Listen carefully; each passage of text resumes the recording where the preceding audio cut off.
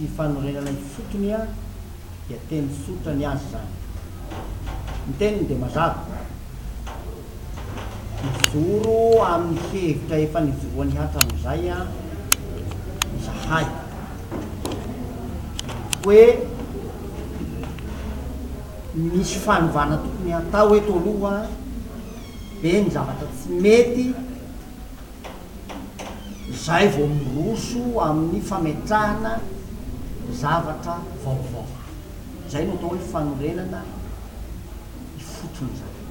Zay a ny zavatra tianay ato amin'ny hezim-bahoaka amin'ny tena fanovana sy fanorenana fotony apetaka. Farany de zao ny ambadik'io zao zavatra ati-hevitra be zay sy hitondra voka-tsoan'ny firenena ny fisoana ny fifidianana zao de zavatra raiky ihany, ny fitiavam-bola sy ny fitiavan-karena zay.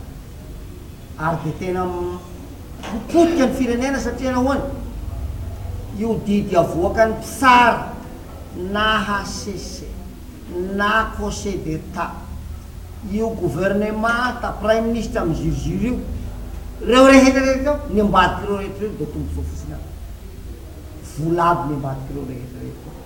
Io kandidasa miziriziro hoe tsy maintsy atao ny fifidianana io de resaka tombosoa fotsiny aby ny ambadiky an'ireo. Ka ny tenina farany de hoe